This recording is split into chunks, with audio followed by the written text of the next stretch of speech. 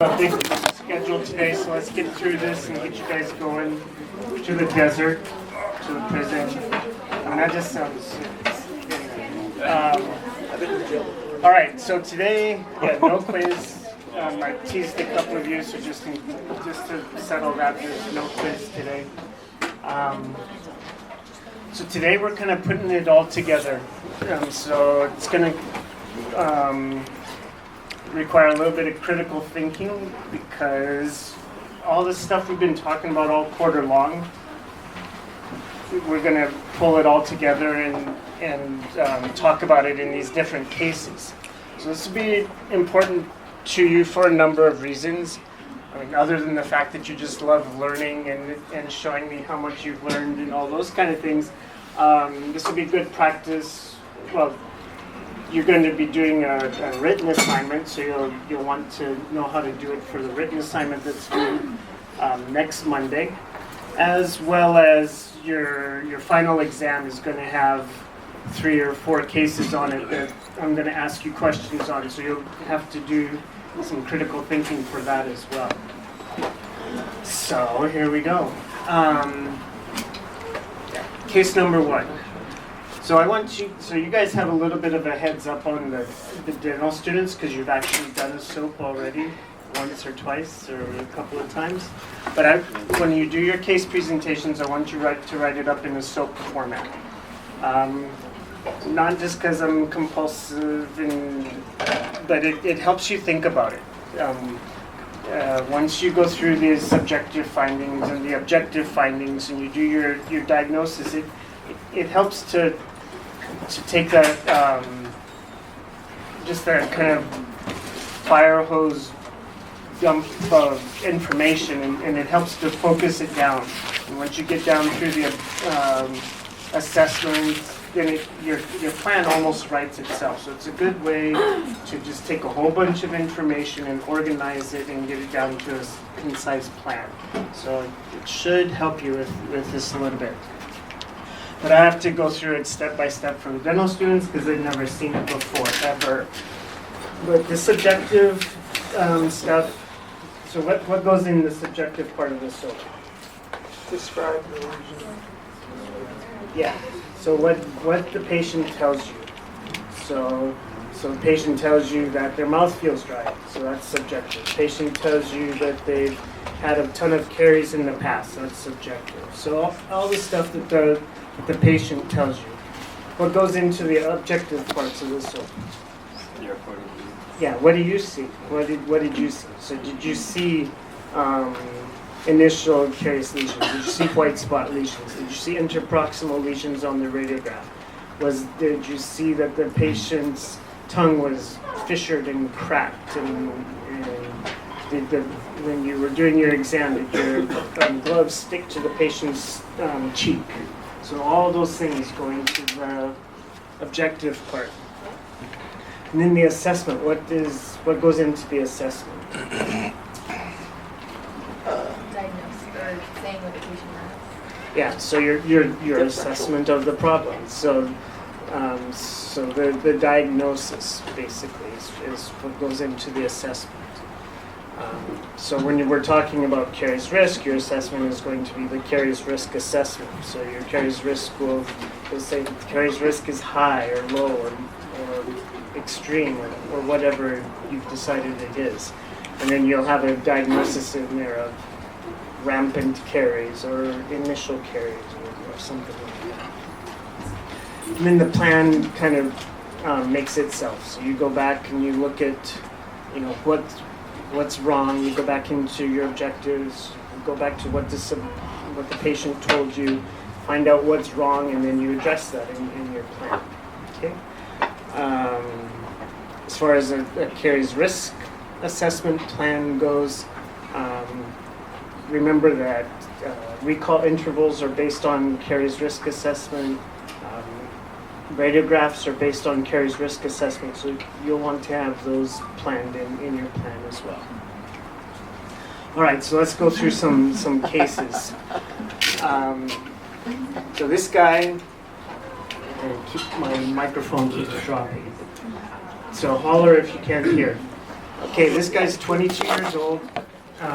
He snacks all day long. He sometimes brushes like once a week, whether he needs it or not. He's not sure what floss is. He does smoke marijuana daily. And he sees the dentist regularly every 12 years. Okay, so those are all your subjective findings. That's what the patient told you, okay? So those would go all under, not the backwards button. Those would all go under your subjective findings. So your objective findings are what you see. So not terribly surprising, but he has poor oral hygiene. So you did some salivary analysis and you found that his resting pH was 5.8. Salivary flow was half a milliliter a minute. He had that quilted, dry-looking, fissured tongue. Your gloves and mirrors stick to his cheek. And you saw 14 cavitated lesions along the gingival margins of his teeth. Okay, so those would be all your objective findings, all right? So quilted tongue. Here's a kind of a picture of a quilted tongue. Lots of times what you'll get with, what happened? Interesting. Oh, I brought the wrong one. Oh, that's rude.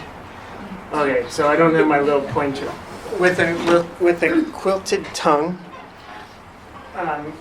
oftentimes you'll see the corners of the mouth are a little bit red and cracked also.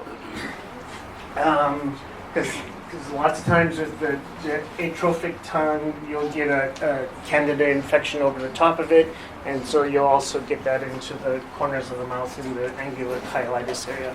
Can you lower the lights a little, just on the side? Yes, I'm sure we can. I got the right button the first time. There you go. Good?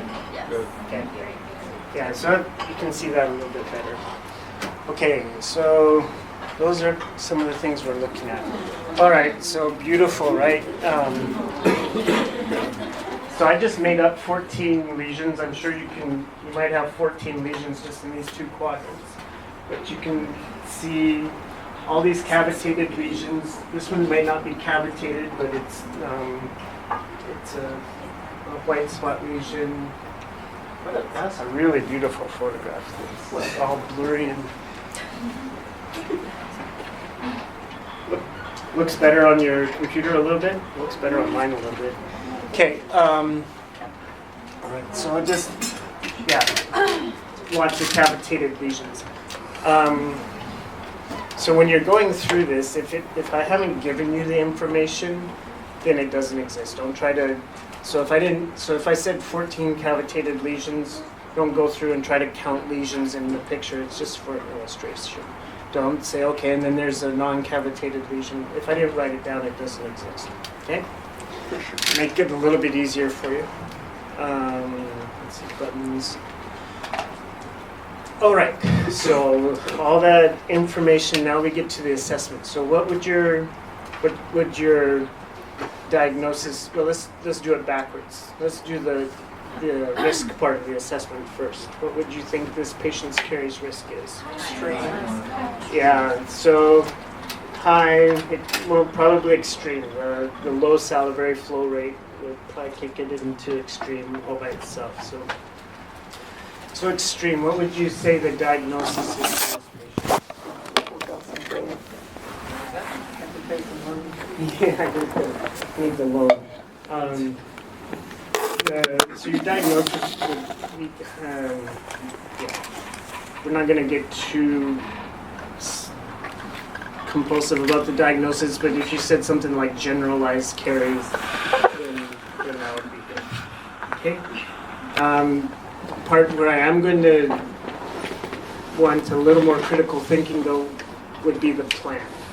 But just under this one, I want a diagnosis and I want a risk assessment. So if you just breeze through here and you don't put down a risk assessment, then I'll mark you down on your assignment, okay? If you breeze through here without a some sort of diagnosis like generalized caries or something, then I'll take a plate off also. Would you like an explanation of the risk? Yeah, an explanation never hurts, especially if your assessment of the risk is different than mine.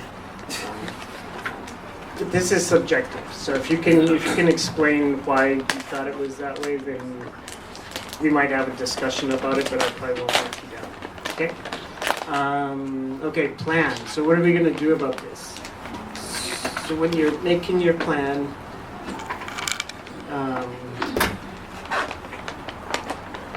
go back to your findings and what you saw. So we need to address these things. These are mostly all problems, so we need to address these things. So they should all be in your plan. The other button. These things are mostly all problems, so we need to address them. I don't want a lot of details about how you're going to restore these cavitated lesions, because that's kind of not really in the scope of practice so much, but we can come up with a plan for them, a generalized plan anyway. All right. So what would you put down for a plan for this patient? Improve OHI. That's a really good start. So we could improve the oral hygiene. What next? Yeah, nutritional counseling. So what specifically would you suggest for, what would you change in his nutrition? Well, we want to see what kind of snacks he's eating and there's less snacks. So what you're eating and how often are you eating it? So what would be some, so we'll assume that he's doing Oreos and brownies. So what would be some good snacks? Arginine-rich foods. Ring change. Yeah. So anything with arginine, Nuts. right? What about xylitol? Yes.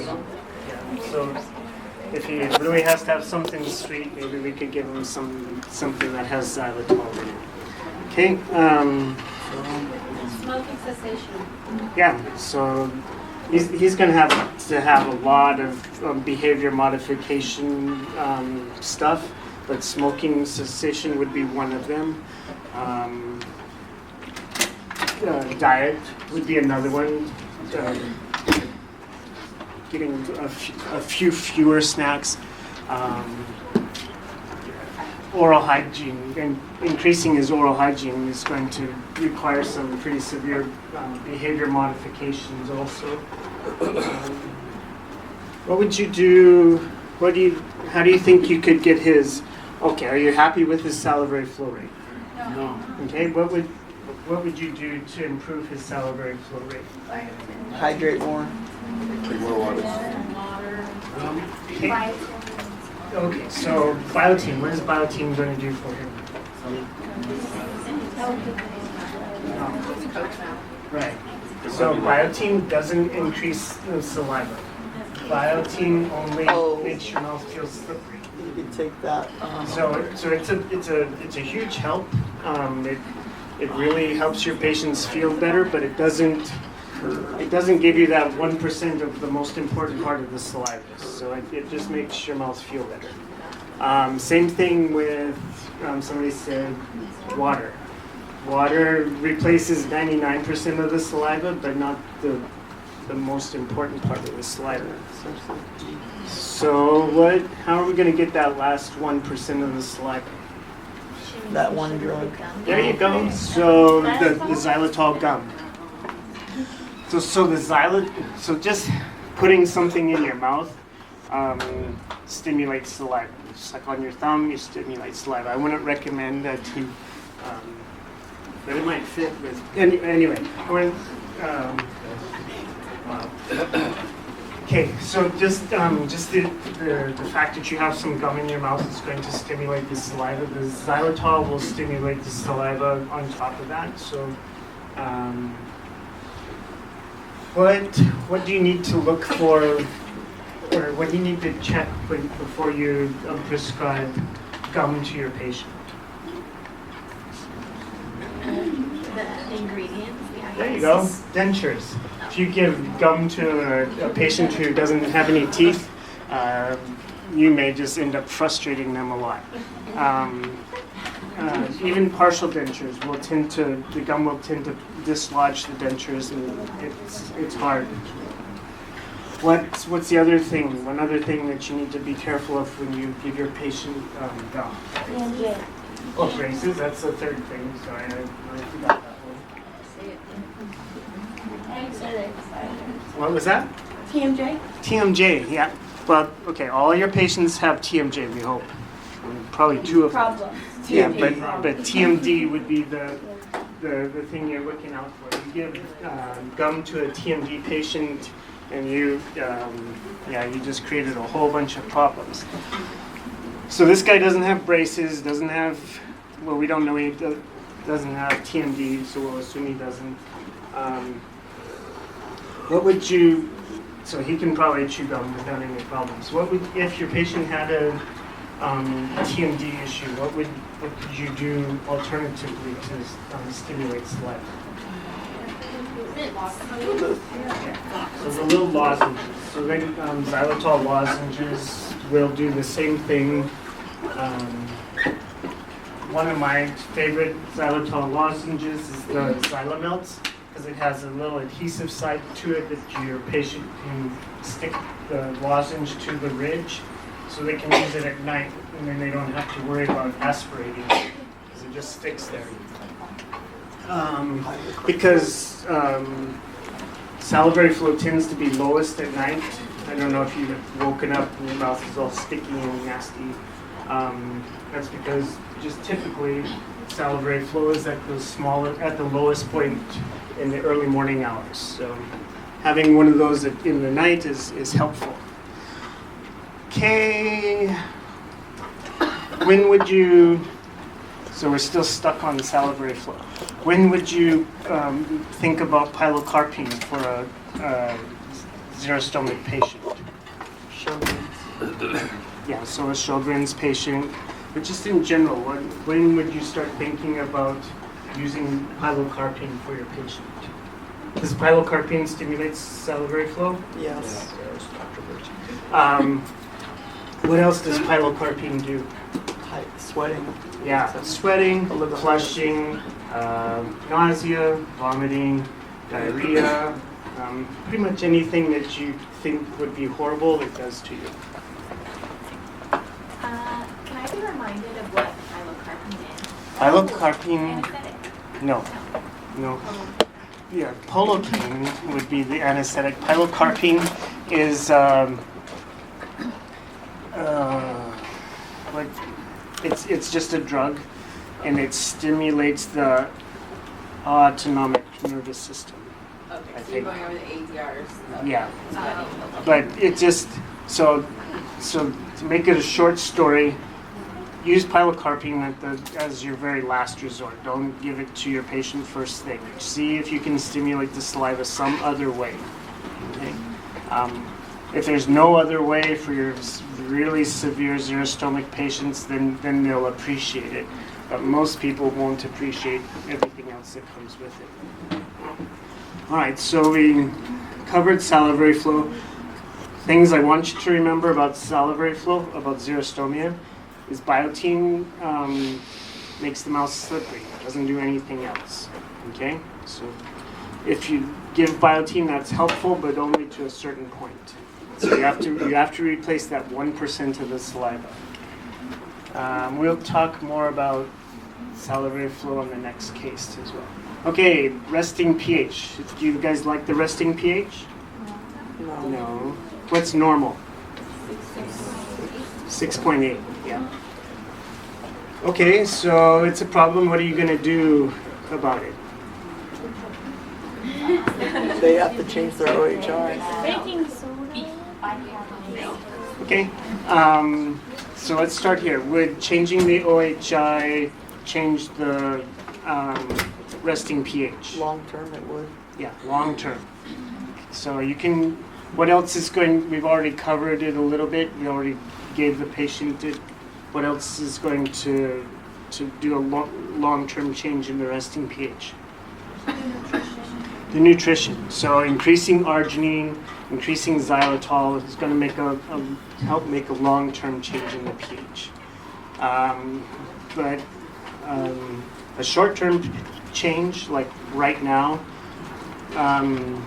so using sodium bicarbonate, using a basic mouth rinse like the Synodent mouth rinse or the Carry-Free mouth rinse, or let's see what else is out there. Is that something that Colgate has a cleanance? Something, but I would check it first. I don't know. So if somebody recommends a mouth rinse for you, use your pH paper, because most of them tend to be acidic. So most of them aren't really helping that much. Especially if it's an alcohol-based mouth rinse, the alcohol tends to dry out the mouth also. Okay.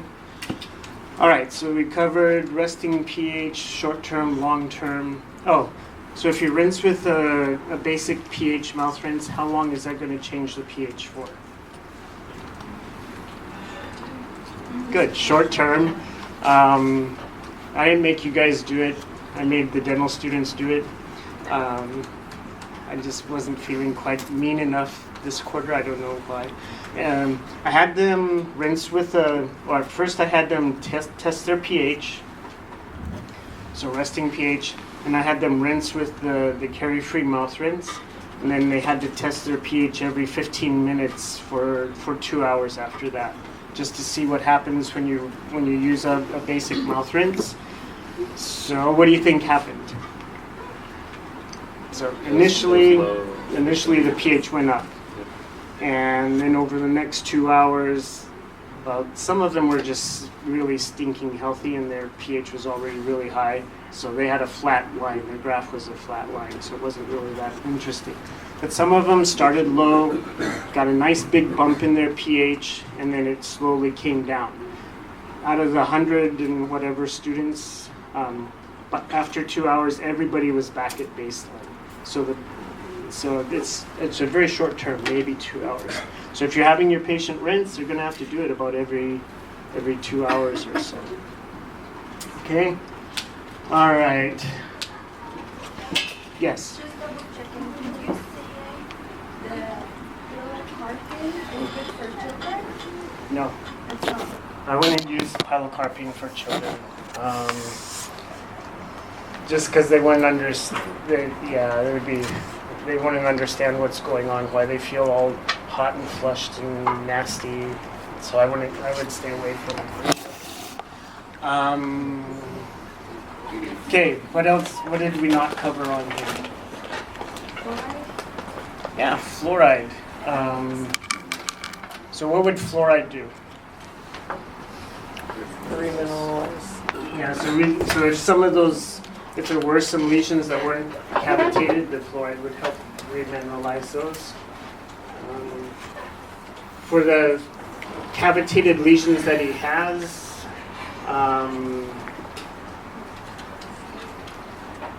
you could think about, think about last week's lecture. What would you do for cavitated lesions? Yeah, the silver diamine fluoride. So that would arrest those lesions. So in this case, you have kind of a out of control caries, the cavitated lesions. So the silver diamine fluoride might be a good idea in this case. All right, clinical findings. We went over that. We got the diagnosis. We got the risk. Okay, so I said when you're going through your plan, you always have to have your recall interval based on your caries risk. So what did we say the caries risk was? 6 years. Yeah. So what would your recall interval be? 3. Yeah, 3 to 6 months. Okay. So you can go over that. There was that chart in your lecture that showed caries risk and treatments. Recall was one of those treatments. So go back to that table and you can look at that table and it'll help you figure out what the recall intervals would be. How often would you do radiographs for this patient, right-wing radiographs? Once a year. Yeah, maybe. So for an extreme patient, maybe it's every 6 months. Okay. All right. Questions on the first case? Let's go through another one. We'll see how clear this becomes. Okay, so this is Polly. Her subjective findings. So she's about 45 years old. She has depression and hypertension and asthma. All these medical conditions have recently been brought under control. So it's a bit of a struggle with her physician trying to figure out how to control these conditions. And so she's taking a bunch of medications that have helped her control these conditions. But all of these medications she's taking have xerostomia as a side effect. So what do you see? So this patient has good oral hygiene. So these would be your objective findings. So she has good oral hygiene. Her resting pH is 6.2. Her stimulated pH is 7.8. Every time she comes in, she has a bottle of water with her. Some Dasani bottled water. My favorite is when they carry in the smart water. I just want to ask them, how's that working? Anyway, she has white spot lesions on a bunch of her teeth. When you did your salivary analysis, her salivary flow was about 0.6 milliliters a minute. Her mucosa also is kind of sticky. So what would your risk assessment for this patient be? What's the Carrie's history? Carrie's history, she has some white spot lesions, but no other fillings. If I didn't mention any fillings, she doesn't have any. No. Yeah, so just some white spot lesions with no fillings. Moderate. So yeah, I could accept moderate. But anytime you have some xerostomia, start thinking about high. So, but moderate to high would be probably good for this patient. So what would your diagnosis be for this patient? Yeah, xerostomia-induced caries. That means one meeting. Okay? So we have a diagnosis, we have a risk, so you don't have to get too carried away on assessment. That's all we're looking for, is diagnosis and risk. Tricky part is the plan. So what are we going to do about this? Well, this is a good place to start here. All right, so what would you start with? You like her OHI? Yeah, she has good OHI. So I didn't say how good is good, but when it's good, let's just assume it's good. Well, I guess I was thinking like maybe depression would lessen her effects of being so apt to Right. So definitely it's at risk because some days when you're feeling depressed, you just like it's just too hard just to tie your shoe, much less brush your teeth. So with a patient like this, I would tell her, good job on the oral hygiene. This is really helping you, and this is making our job just so much easier. So I just just reinforce that. And tell her that it's really, if we get behind on the OHI, then it really makes it a lot harder. So so since we're missing, so good news, bad news. We don't have class next week, so that's the good news. Bad news is you're missing a lecture. But for you guys, I figure you're getting this lecture already in your other classes. The dental students don't get a lot on behavior modification. You guys get a lot more on behavior modification. But just making sure that the patient is working with you, that you're not doing this to the patient, but you're working with the patient with their caries problem. So making sure that they're on board and because they're doing most of the work. You're kind of the coach. All right, so good oral hygiene. So we're going to tell them kudos on that. Keep it up. The resting salivary pH. You like that?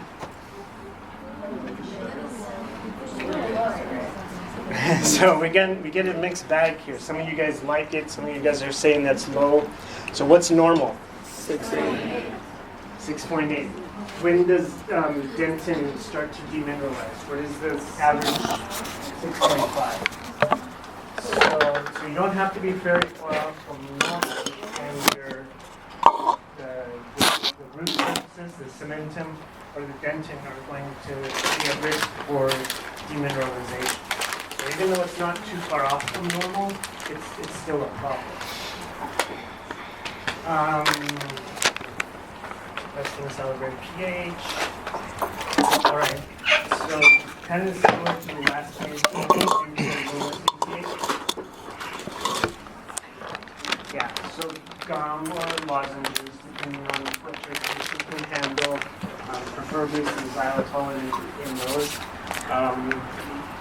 We didn't say what she eats, but we could go over getting more protein in the diet, specifically arginine, less simple carbohydrates, and just review how often she eats. And then maybe we could incorporate a basic mouse rinse in there also to help with the resting pH.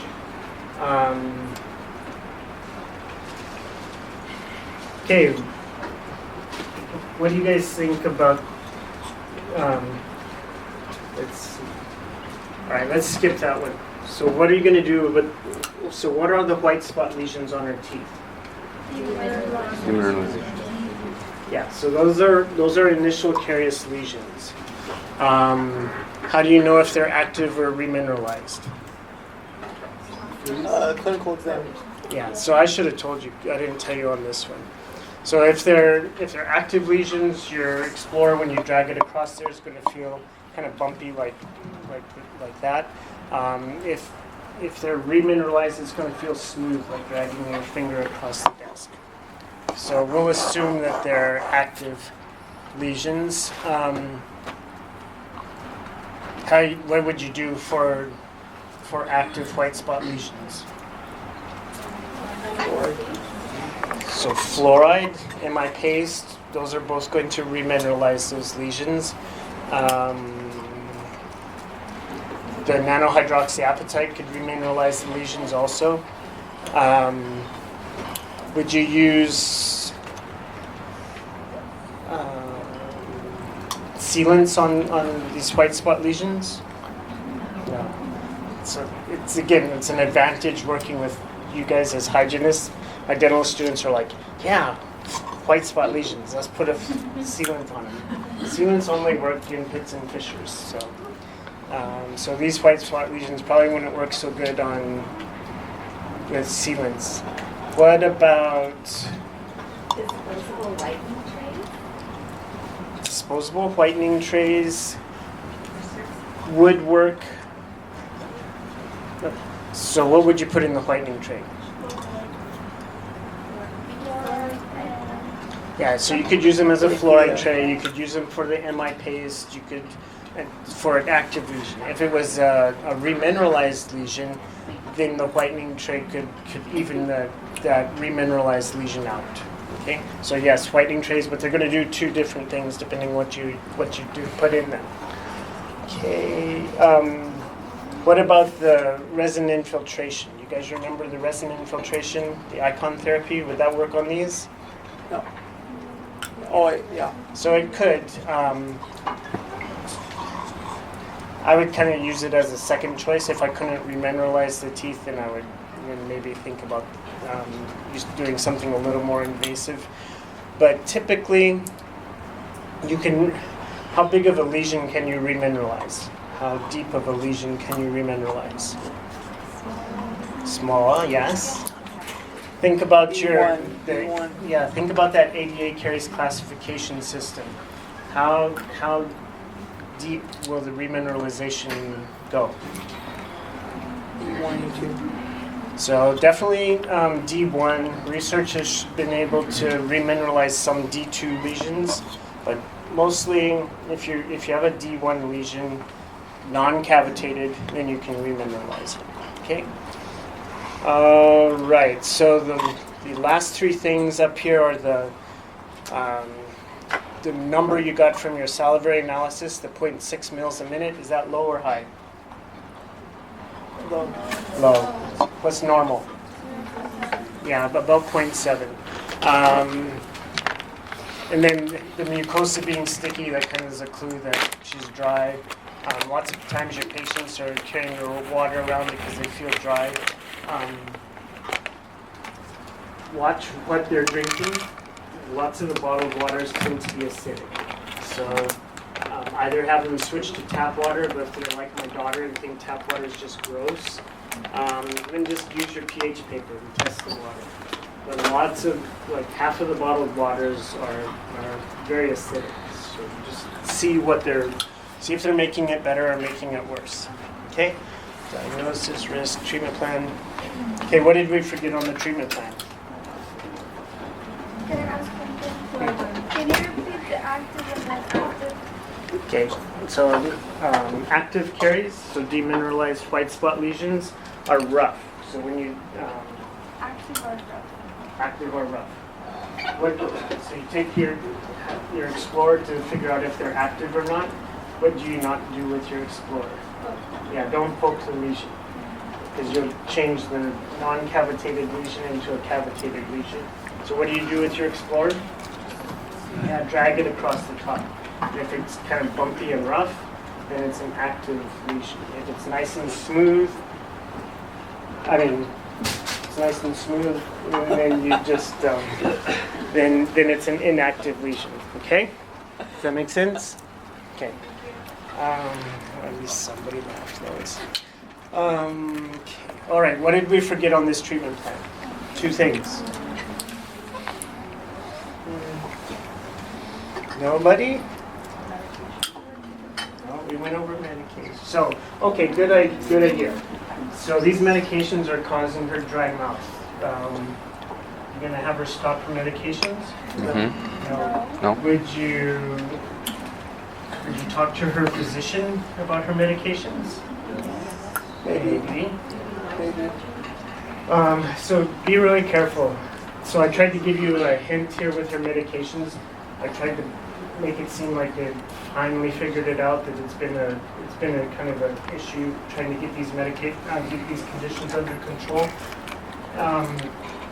As important as caries is, stroking out from a heart attack is probably worse. Or having a heart attack from a stroke is probably worse. So we probably don't want them. We'd probably rather, if we had to choose, keep their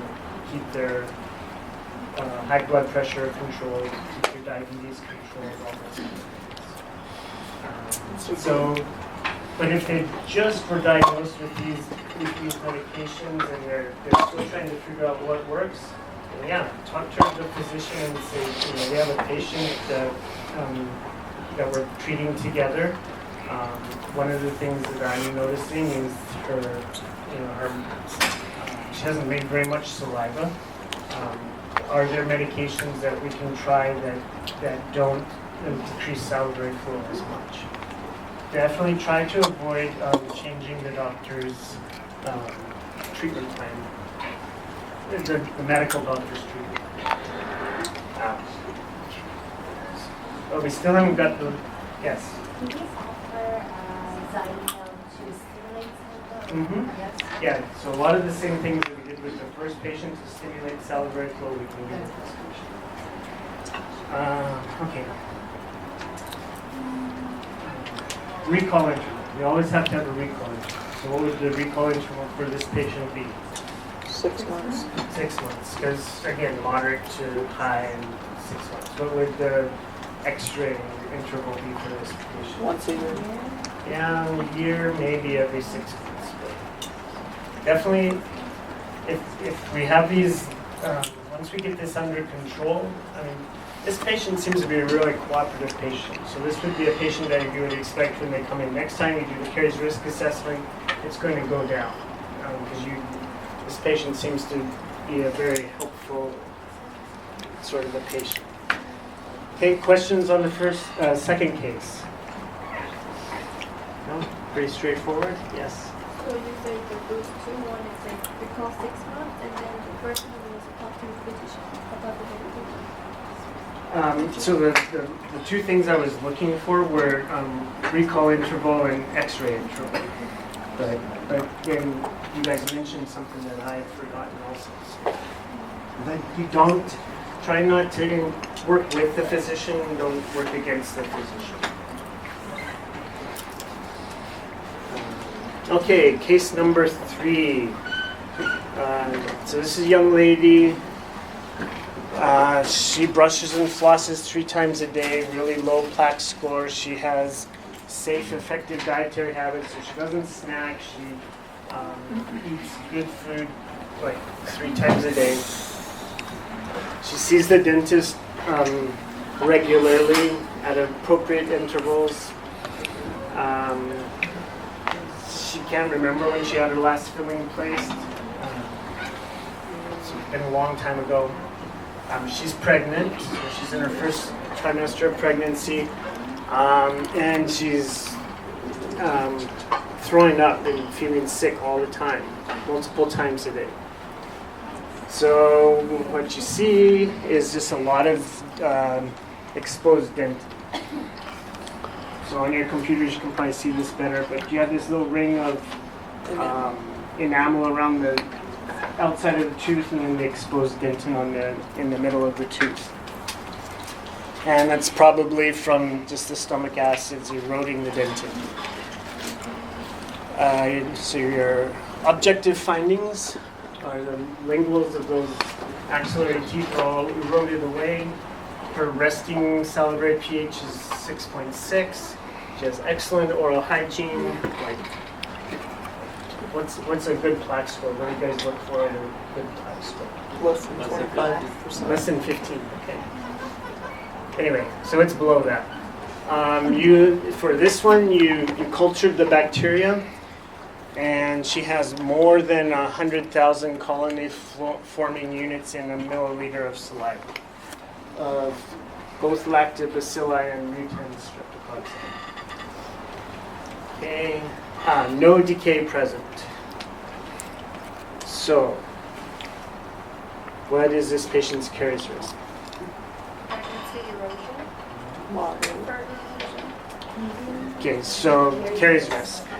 Hi. Moderate. High because of the erosion, but she's got good oral hygiene. Yeah, so this patient is, think about that teeter-totter, that balance. So she's got some good stuff, she's got some bad stuff, so she's kind of just moderate, right? Okay. Okay, what else? What else? This is a little bit of a tricky one. What else are we looking for in the caries risk assessment? Some of you guys know this answer. What was it? Normal range for Okay, so what is normal, or what is low caries risk for bacteria, for colony-forming units of bacteria? So 100,000 colony-forming units, below that is low. Okay, so she's above that, so it's high. Okay. This case, the caries risk, there's a little bit more to the caries risk for this case.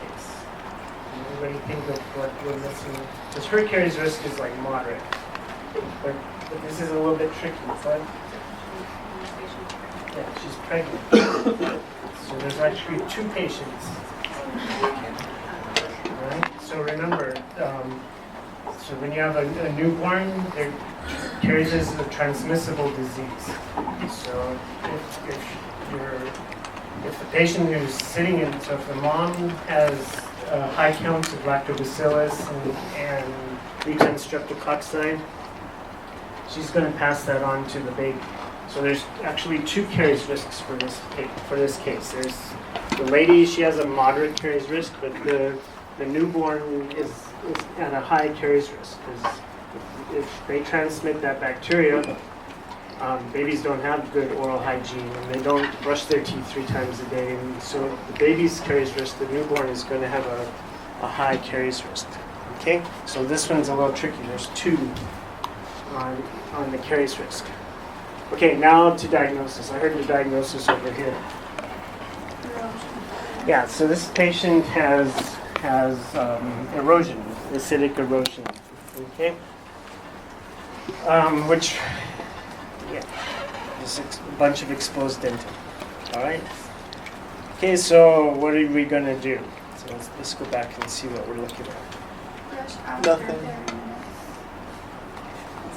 30 minutes. Nothing. Brush after 30 minutes after.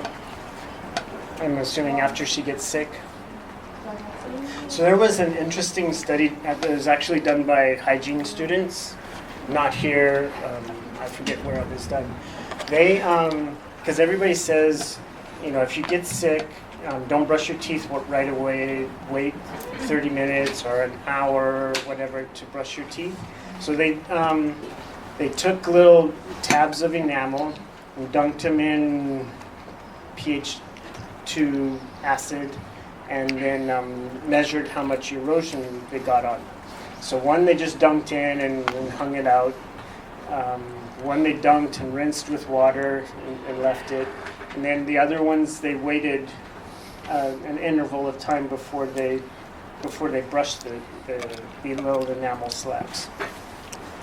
What they found was, even at the biggest interval of time, I think it was 2 hours, but I don't remember exactly, those tabs still showed more erosion than the tab that was just dunked in the water and left, and that was it.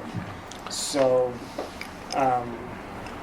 brushing your teeth after, even if you wait a little bit, is probably more harmful with these erosion type things than just rinsing with a high pH mouth rinse, like the Carefree or the Senevent or the baking soda mouth rinse or whatever. So probably rinsing alone is probably better than, but as a dentist I'm like, oh, we gotta brush it, we gotta clean that off. But actually it's probably doing worse. Same with your patients who are, they have a coffee habit, they're like, but I brush right afterwards. Probably just rinsing the coffee off is probably better than brushing it off. Okay, so, the resting pH, 6.6. You guys happy with that? It's not ideal. But it's higher than 6.5. Yeah. So it's higher than 6.5. Is 6.5 a constant? No, it depends, right? So this is pretty close to the area where all that exposed dentin is going to erode more. So maybe doing something to raise that pH would be good. So we talked about ways to raise the pH in those first 2 cases, so similar things for this one. Excellent oral hygiene. Probably we can still go over some tips for her because we're doing, she's actually doing too much. So this is the one case where you want to encourage your patient to do less oral hygiene. Right, what are you going to do about the high counts of lactobacillus and strep mutans? Okay, so xylitol will change the environment. Getting more arginine in there will change the environment, make it easier for the good bacteria to live rather than the bad bacteria. Xylitol, arginine. Chlorhexidine. So chlorhexidine would definitely kill those guys off. Would that solve your problem all by itself? Does it cause staining for the baby? And it won't cause staining for the baby, no. Oh, Tetracycline would, yeah. Chlorhexidine will cause staining of the teeth, so if this patient uses it for more than about 10 days, it'll start staining her teeth brown. So if you just use chlorhexidine by itself. Is that going to take care of this problem? No. No, because after 10 days, you stop the chlorhexidine because you don't want to stain the teeth. These same bugs are going to grow back. So you have to use the chlorhexidine with the xylitol, with the arginine. So you got to change the environment so you get different bugs growing in there. Hopefully healthy bugs. Okay. No decay present. That's not a bad thing. That's a good thing.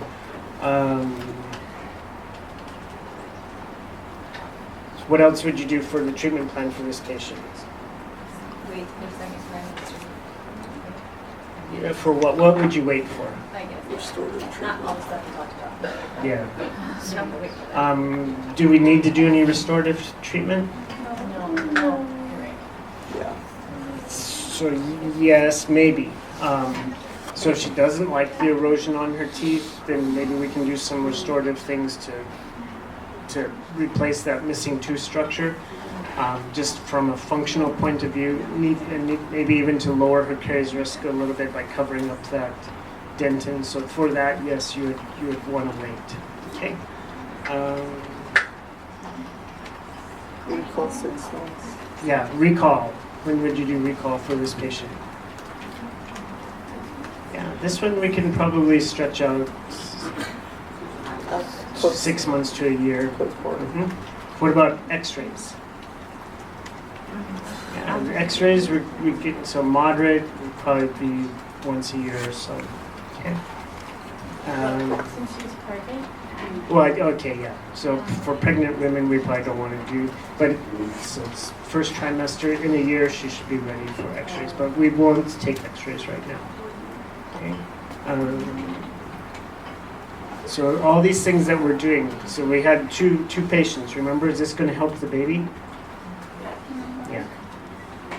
Remember that article I had you read about xylitol, and it said that treating the mom makes a long-term decrease in the baby's caries risk? So what the things they're doing to lower those lactobacillus and retense counts, those are going to lower the counts for the baby as well. Okay. Did we forget anything? Well, if we did, we all forgot the same things. All right, so third case. So this is little George.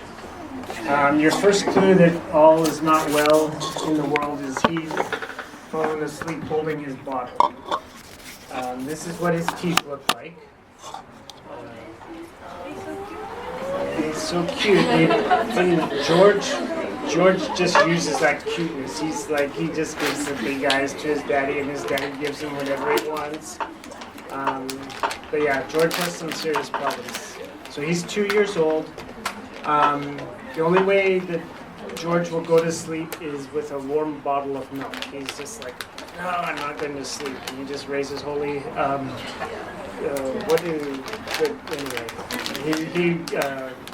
he lets everybody know when he's not happy about going to sleep without his warm bottle of milk.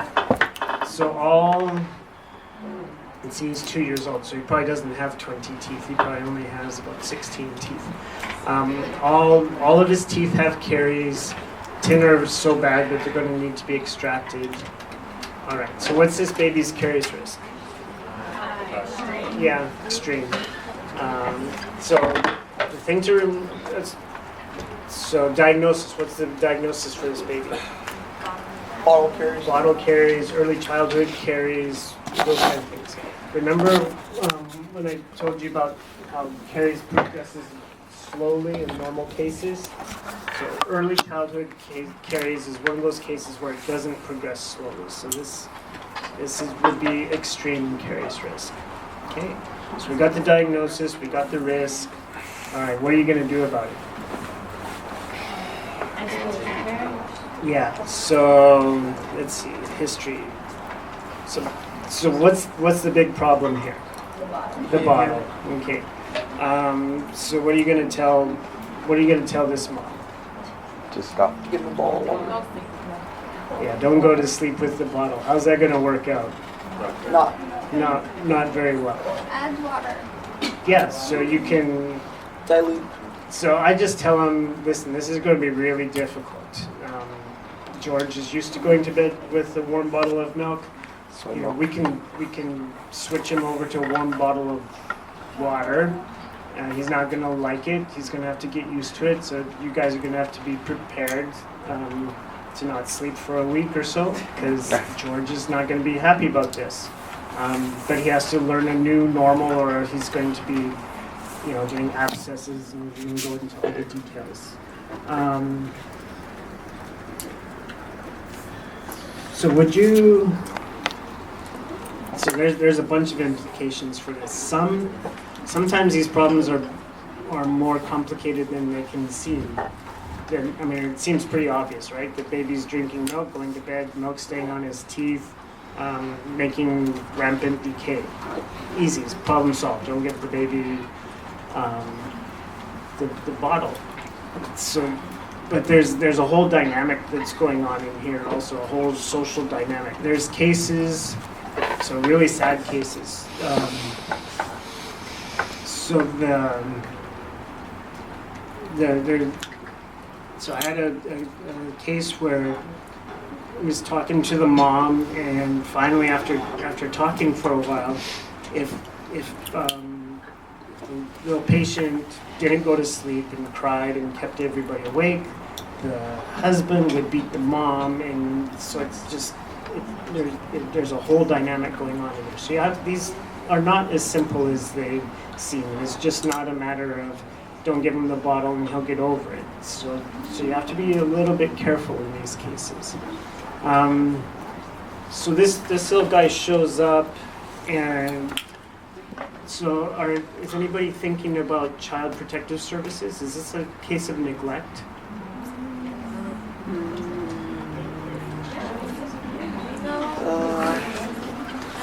negligence. Yeah, I don't know. It's probably the best answer. So yes, there's been some sort of neglect in the past. The fact that the patient is at your office, they brought him in to get this taken care of.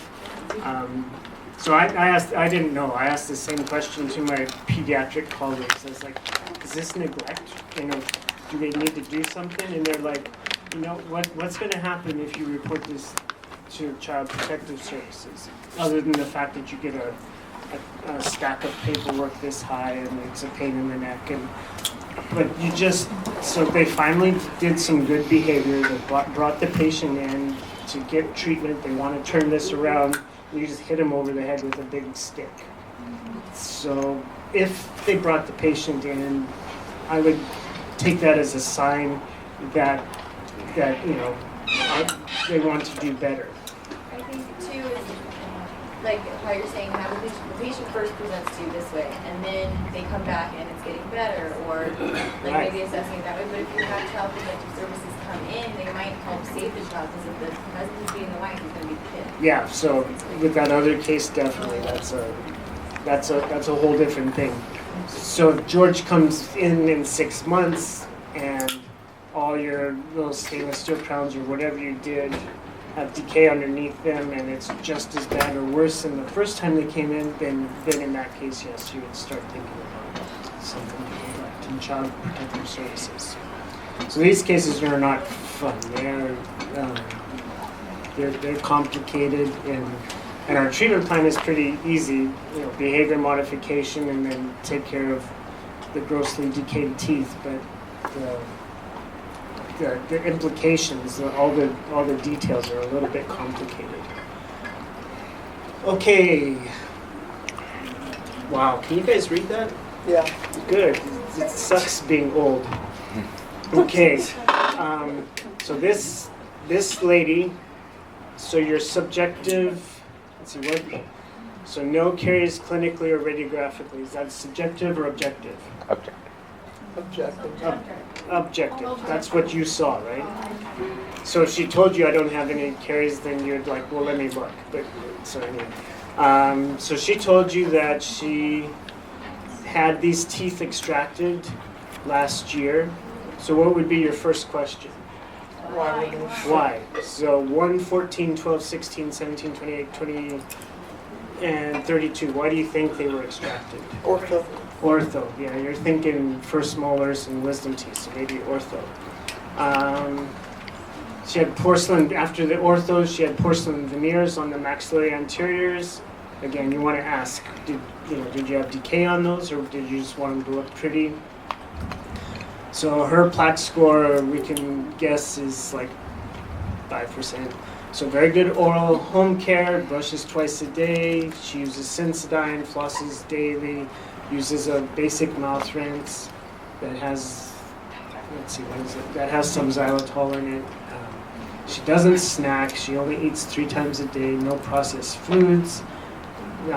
She doesn't report any dry mouth. She's not taking any medications. She doesn't smoke, use recreational drugs, healthy periodontium. She chews xylitol gum. So why the heck is this patient here? No, that's not up there. But yeah, her average resting pH looks like, and this all looks like normal values. So what would your, oops, wrong one. So what would your caries risk be for this patient? Low. Yeah, this is low. So for your low caries risk patients, what percentage of low caries risk patients get caries within the next year? Do you guys remember? That was I gave you that table, so you want to remember that table, but it's like 23%. So even though their caries risk is low, doesn't mean it's 0. So again, go over the things that your patient is doing good. Make sure that it's just not a happy accident, that there's a plan involved. So reinforce what they're doing so that they don't think that it doesn't matter. Okay, so caries risk is low. What's your diagnosis? So I'm sorry, you had a question? For the percentage, you said remember the percentages of the chart as to if they're going to... Yeah, get caries within the next year. Okay, carry on. Yeah, so your extreme high-risk patients, I think, is like 90%, and then it's somewhere in between for those middle ones. All right, so we've got the caries risk is low. What is your diagnosis? Yeah, your diagnosis is healthy patient. So what's your plan? 6-month recall, x-rays probably every 2 years. Yeah, so probably recall intervals is 6 months to a year. Bite wing radiographs. So as for caries diagnosis, they say between 24 and 36 months. If you're worried about periodontal issues, you might want your bite wings a little more frequent than that, but as far as caries go, you can stretch it out to 36 months for a low-risk patient. And as far as caries go, I think she's probably, we can probably take those every 36 months. Your office manager might squeak a little bit, because your office manager, he might say, well, insurance pays for x-rays every 6 months, but the patient doesn't need them. So just because, one thing to remember in the back of your head, insurance isn't there to help the patient. Insurance is there to make money for insurance. So, just remember that. Okay, how many of these are you going to see in your practice? Maybe 1 or 2. But it's nice. It's nice having somebody who's doing everything right. But, it doesn't happen very often. I mean, sick people come to see the doctor, right? Okay, Joe caries. Okay, white spot lesions. White spot lesions on 5, 6, 28, and 29 on the buccals. So what do you need to ask? What's the first thing you ask when you find a white spot lesion? Exam. So is it active? Is it active? Is it inactive? So just white spot lesion can be either one. So you have to decide. How do you decide? Explore or drag it across the surface. Okay, radiographic E2 lesions on the distals of number 4 and the mesial number 3. So E2 lesions. Number 19 is missing. And you all say, why? Why is number 19 missing? Okay. Composite fillings, plaque score is 50%. brushes daily most of the time. Sometimes he forgets, doesn't floss, no mouth rinse. Every day he has a donut around 10 with some coffee, and in the afternoon he has a little bit of Coke and something to keep him going. He eats Pizza Hut and In-N-Out like 4 times a week. Mouth is dry in the morning. He has hypertension, probably not related to his diet at all. Generalized moderate periodontitis. The numbers are there. Okay, so looks like I hit the tab one too many times. Okay, what is your caries risk assessment for this patient? Hi. Yeah, I'd say it's high. What is your diagnosis for this patient?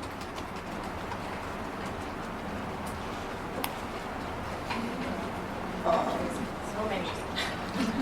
So just make it easy. I mean, caries. Just this is a caries soap. So we'll just diagnose. Caries. I mean, if you want to be a little more specific, he has generalized caries. He has, caries on multiple teeth. And I'm not going to get terribly. If you don't put down a diagnosis, I might get upset. Well, I will get upset with you. But if you just say caries, so if I asked you what the diagnosis of the caries lesion on number 4 was, what would you say? Okay, so that goes into making the diagnosis. So I'd have to be more specific. What is the American Dental Association caries classification system diagnosis for number 4? Number 4. No, it's the chart, right? Right. So E2 It's official. initial, right? So ADA caries classification system, sound, initial, moderate, advanced. Okay, so this would be initial. White spot lesions, what would the ADA caries classification system diagnosis be for those, for number 28? It has they're hardened and they be sound. Yeah, so you don't have enough information here, so that wasn't a very nice question. So if you drug your Explorer across the facial of number 28 and it was rough, what would your diagnosis be? Initial. Okay. We don't have any other interesting lesions on here. Okay, I'll get you next time. Maybe. Okay. So, all right. So so we got our diagnosis, we got our caries risk assessment. What would the plan be for this patient? OHI, nutrition. Okay, so when you're doing your assignment, say OHI to lower the plaque score. Nutrition, give me something specific. So what are you going to talk to him about nutrition? So fermentable carbohydrates. So what he eats, what else are you going to talk about for nutrition? Snacking frequency. Frequency. So when you're talking about nutrition, tell me what you want to change, what you want to change it to, and how often you want him to do it. Okay? What else? So we got OHI, we got nutrition. What else is going wrong here? Periodontitis. Yeah, so we have some dry mouth. So those things that we talked about before, maybe some biotin to help with the symptoms, maybe some xylitol lozenges to stimulate saliva. What else is going on Have the fan on. there? Yeah, don't sleep with your mouth open. All right. So average resting pH of saliva, do you like that? No, it's pretty low, right? So we need to think about something to raise saliva again. So make sure when you're going through these, you address all the problems. Some of these problems, some treatments are going to address multiple problems. So your average resting pH, in changing the diet, in xylitol, those are going to have a long-term change on that pH. So you might be able to treat multiple things with one thing, but make sure you address all the problems. Yes. Is it okay to suspect, because for me when I read this and he had like localized those white spot lesions in like one area, maybe he's left-handed or maybe he smokes right-handed? Could be. Yeah, I mean, you can put in,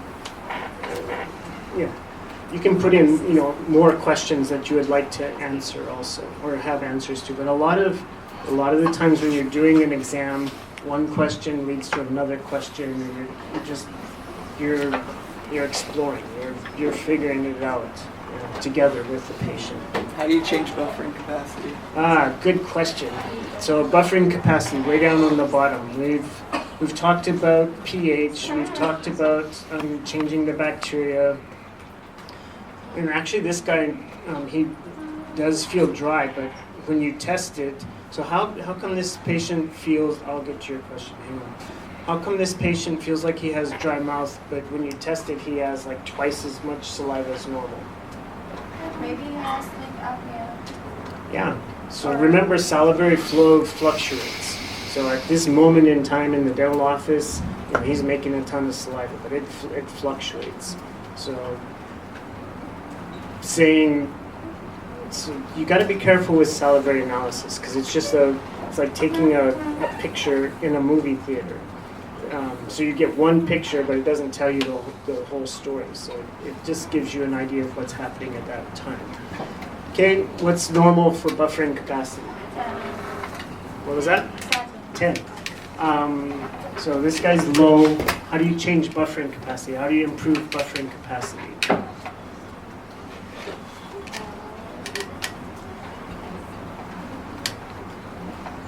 Longer parotid depth. So it's about the only thing that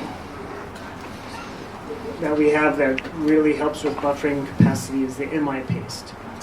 So so remember, the MI paste is the calcium and phosphate wrapped up in the casein protein, and that casein protein unwraps at about a pH of about 6.6 or so, and so just when you need more calcium and phosphate, that's when that protein unwraps and lets the calcium and phosphate out.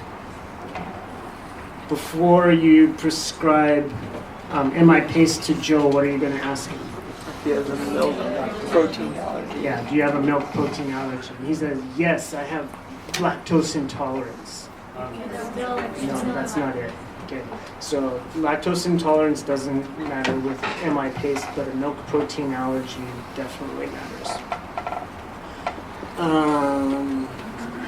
So why did I put this picture of toothpaste up here? You had a question? Looking to make something similar to MIP that doesn't So the question was, are they making something similar to MI paste that doesn't have that casein protein in it? Not to my knowledge. But there you go. See, you can pay for your dental school if you figure that out. And probably a little bit more. Okay, so this patient, this is Granny Smith. Okay. Okay. So Granny has got recurrent caries on her posterior molars. She had crowns placed on those teeth 30 years ago, but now she's getting decay underneath them. Good oral hygiene. She likes the kids' toothpaste because of the sparkles and it foams and it makes her mouth feel clean. She flosses every evening. She rinses with Listerine mouth rinse. She eats pretty good. Her mouth doesn't really feel dry, but you notice that there's some signs that her mouth is dry. She has hypertension, GERD, and asthma, all controlled with medication, and she has some gingivitis. Her pH, her salivary pHs are low, her bacteria counts are high, her salivary flow rate is low, stimulated pH is a little bit low, she has good buffering capacity. So, caries risk assessment. High. Why? Xerostomia. Okay. What would your diagnosis be? It's easy. Don't overthink diagnosis. Caries. Caries, okay. She has dental caries. So when you say dental caries, are you saying that she has carious lesions? 'Cause we didn't note any carious lesions up here. So you're not wrong. There's no carious lesions, right? The caries is not it's not the lesion, it's the disease. So your patient can have the disease without having any symptoms of the disease. Just like you can have chicken pox without having any little bumps for a little bit. Okay? So you can have the disease, but you can be asymptomatic. Okay? All right. So so she has dental caries, so caries risk is high. What would your plan be for this patient? Xylomelts. Yeah, so do something to increase salivary flow, like the Xylomelts. Is her toothpaste helping or hindering her xerostomia? Why? It's a low fluoride. No, the ingredients. So the thing that makes her toothpaste foamy and SD. is the sodium lauryl sulfate. So the sodium lauryl sulfate is actually a sudsing agent. It's a drying agent. So it's drying out her mouth. So lots of times your patients are brushing their teeth like crazy, trying to stimulate some salivary flow, but depending on the toothpaste they're using, they can be making it worse. What else is she doing that's making her xerostomia worse? Listerine, right? So, lots of times they're trying to moisten their mouth with the mouth rinse. But if it's a alcohol-based mouth rinse, or like the essential oil mouth rinses are like a pH of 5 or something like that. If it's a really acidic mouth rinse, it's just making the situation worse for them. So you got to do a little. Like you were saying, you got to keep asking questions and figure out what the problem is, and then you can kind of figure it out together with the patient.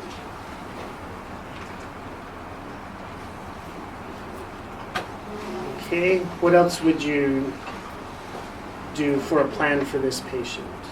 So we've addressed the Chlorhexidine. we've addressed the the xerostomia. So pH. We could change the pH by, what would you do to change the pH? This is an easy one. Kind of all these patients, well, almost all these patients we've done the same thing on, but yeah, so arginine, xylitol, maybe short term you could rinse with a different mouth rinse, so change mouth rinses, those kind of things, all right? So she's got 8,500 on the caries screen meter, 8,500 reflective light units. So her bacteria count's way up there. What are you going to do to change that bacteria count?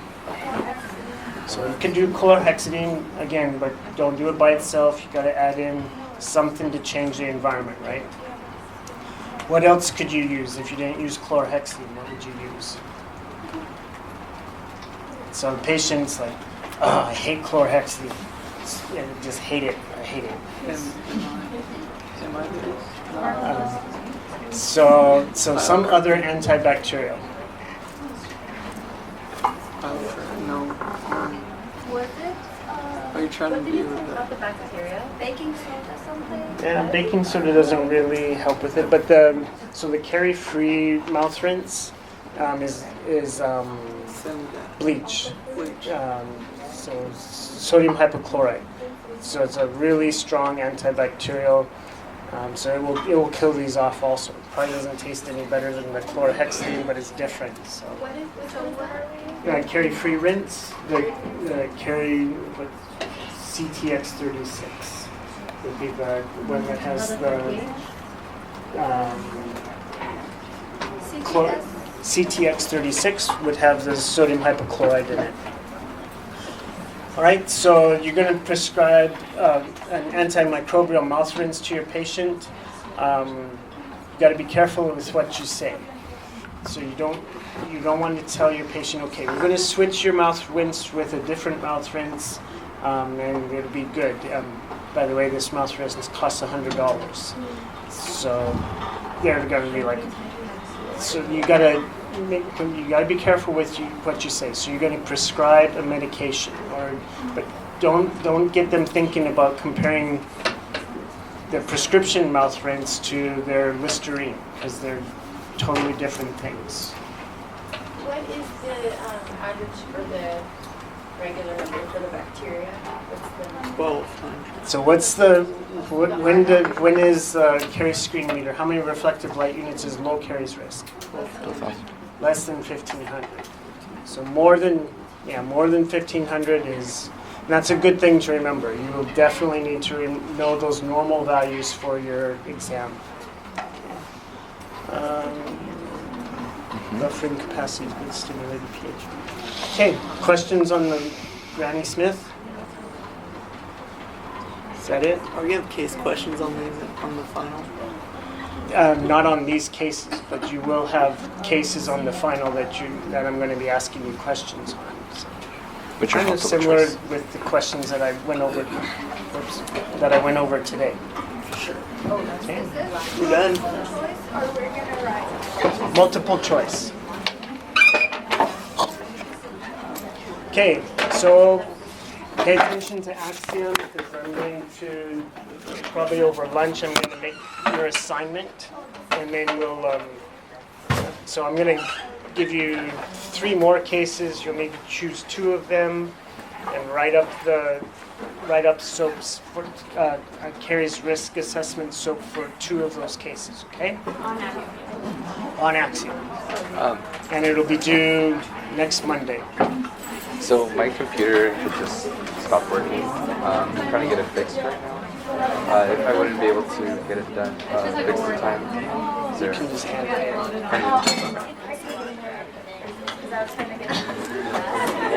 Any questions? Hey, make sure you guys all bring your license. The address is on Facebook, and what else? Oh, and parking is limited, so carpool as much as you can. Answer a few questions. Yeah. Yes, sir. That's where we just throw it.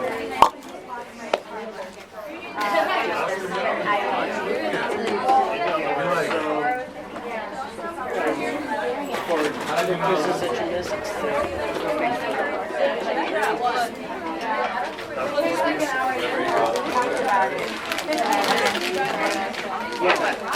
So, but I didn't say we would make them up. But if you got to go, you got to go.